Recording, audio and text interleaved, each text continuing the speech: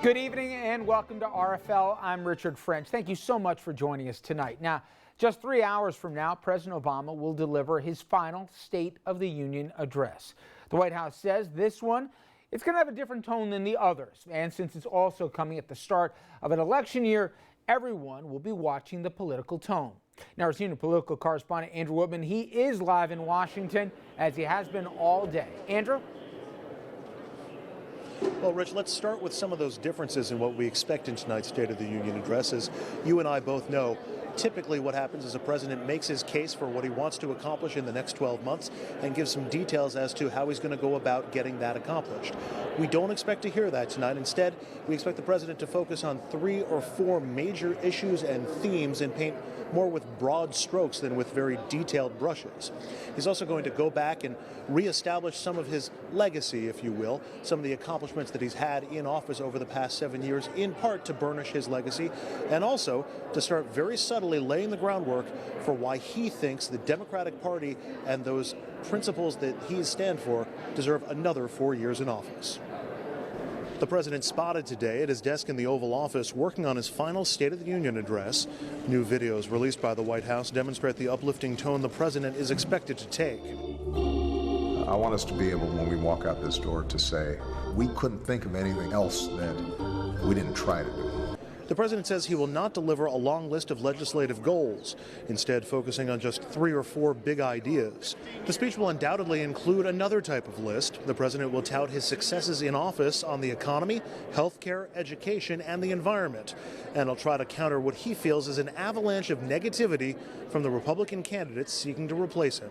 A lot of what we can do is to change the political environment and change people's attitudes.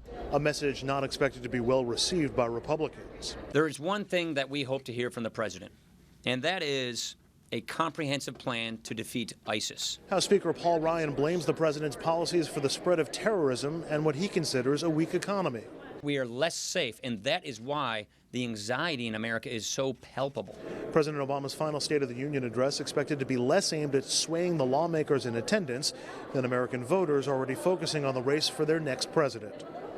Now, we mentioned that tonight's State of the Union address comes in the filter of the upcoming 2016 presidential election, so much so that the White House actually moved up the date of this address. It's a week earlier to give it that much more separation from the Iowa caucus, which comes February 1st, and the New Hampshire primary, which comes 1 week later. Perhaps the best barometer of whether or not the president is successful with his address tonight may be whether what he says tonight injects its way into that presidential debate and then forces Republicans and Democrats alike to react and respond.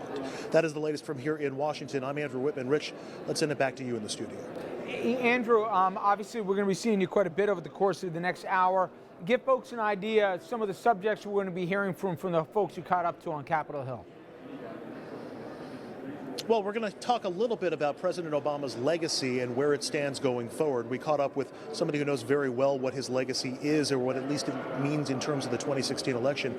That is Congresswoman Deborah Wasserman Schultz. She is the DNC chairwoman. We're also going to talk about guns with Congresswoman Elizabeth Esty, a Democrat from Connecticut. Her district includes Newtown, and she's been very focused on that. And then an issue that we brought up on the panel last night, Rich, and that being campaign fundraising. We're going to talk to outgoing Democratic Congressman from Long Island, Steve Israel. He wrote an op-ed in the New York Times basically trashing the system and talking about how many hours he has to spend soliciting donations to political contributions. I talked to him for a good 6 minutes earlier today. We're going to play that in just a few minutes, and you'll hear from him the impact that big money has, what he thinks can be done to stop it, and why it's getting him out of Congress. Rich? Good enough, Andrew, see you in a little bit. And I want to remind viewers here, 9 o'clock, as Andrew said, State of the Union. We will have it in its entirety, the complete coverage, not only the live address by the president, the Republicans' response thereafter, analysis from our political power panel, and your reaction as well. We will open up the phone lines tonight to see your reaction to what the president had to say and whether or not he addressed your key concerns. The toll-free number, it will be 888-766-2428, but we'll remind you during the address on how you can get involved in the program. And again, those phone lines will open up during the address and take those calls at 10. All right, coming up next, though, our political power panel joins us with what to expect tonight. And plus, we're going to hear from the head of the Democratic Party, Deborah Wasserman Schultz and what she's hoping to hear from the Commander-in-Chief.